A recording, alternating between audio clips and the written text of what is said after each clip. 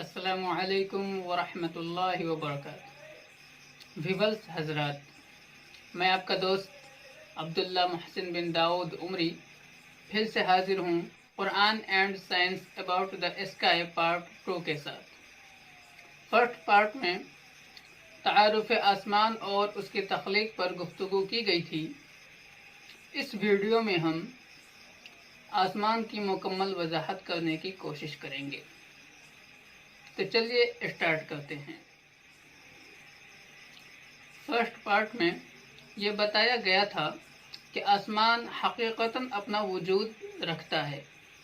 अगरचे साइंस अभी तक ये साबित नहीं कर पाई है, लेकिन हमें उम्मीद है कि साइंस बहुत जल्द ये साबित कर दिखाएगी, क्योंकि साइंस ने स्पेस की बहुत सारी एनर्जीज की खोज कर ली है।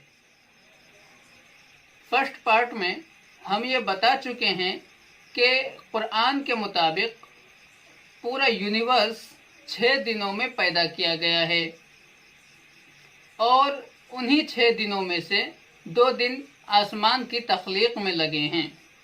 लेकिन कुरान 41 सूरत की 9 to 12 आयत में ये बताती है कि 2 दिनों में ज़मीन पैदा की गई और फिर ज़मीन की तरतीब में 4 दिन लगे और फिर उसके बाद आसमान की 2 दिनों में तख्लीक हुई।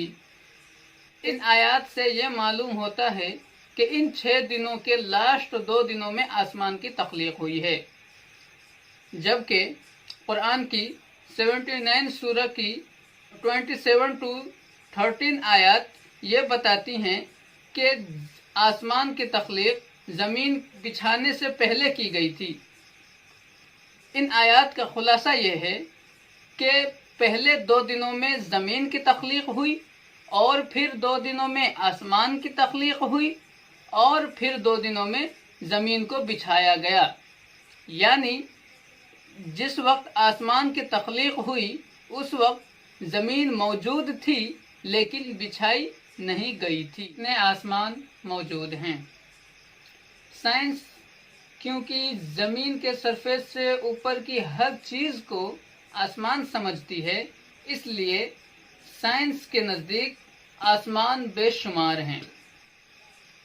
डॉक्टर मोरिस बुकाय अपनी किताब the Bible the Quran and science के पेज नंबर 95 पर लिखते हैं, there are therefore many heavens and earth, यानी बहुत से आसमान और बहुत सी ज़मीनें हैं। जबकि कुरान ने जा बजा आसमानों की तादाद सिर्फ 7 बतलाई हैं, जिनकी 2 तफसीर की जाती हैं। एक ये कि 7 का अदद कसरत को बतलाने के लिए लाया गया है, और दूसरी तफसीर ये कि कुल आसमान की तादाद ही 7 है। और साइंस पहले माने की तायीद करती है, जबकि कुरान दूसरी जगह 7 रास्तों का भी जिक्र करता है। कुरान ने कहा, वलक़द ख़लक़ना फ़ौक़कुम सबअ तराइक़,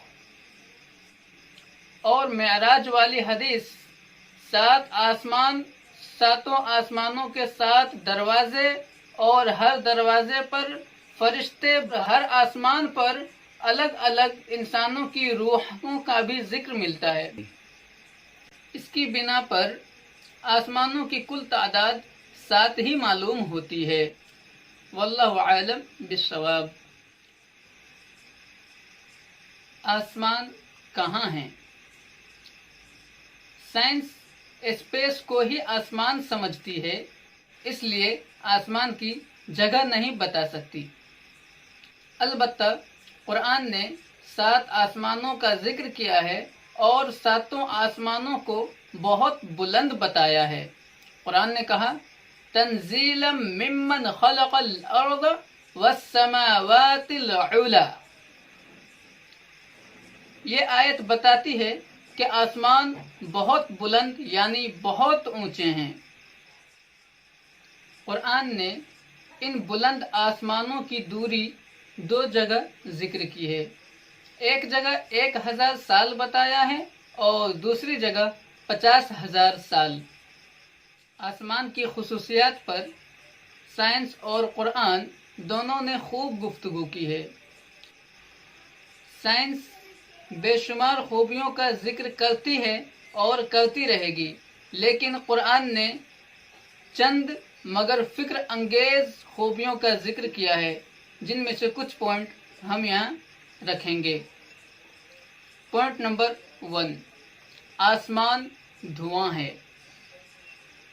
پوائنٹ نمبر 2، 7 آسمانوں کے اپنے ایک چاند ہیں۔ پوائنٹ نمبر 3، 7 آسمان میں ایک بھی سوراخ موجود نہیں ہے۔ پوائنٹ نمبر 4، دنیاوی آسمان ستاروں سے سجایا گیا ہے۔ پوائنٹ نمبر 5، دنیاوی آسمان پروٹیکٹ بھی ہے اور پروٹیکٹر بھی۔ اس ویڈیو کا میسج یہ ہے کہ قرآن نے جب کبھی آسمان کی بات کی ہے تو اس کا مقصد صرف اور صرف اللہ کی وحدانیت اور اس کی حقانیت بتانا ہے۔ اس لیے قرآن نے آسمان پر کوئی خاص چیپٹر نہیں بنایا ہے۔ جس دن سائنس آسمان کو مکمل طور پر پہچان جائے گی، اس دن مان جائے گی کہ اللہ کے علاوہ کوئی دوسرا پوجیہ نہیں ہے۔ پھر ملیں گے ایک نئی ویڈیو میں، تب تک کے لیے فی امان اللہ۔ السلام علیکم ورحمۃ اللہ۔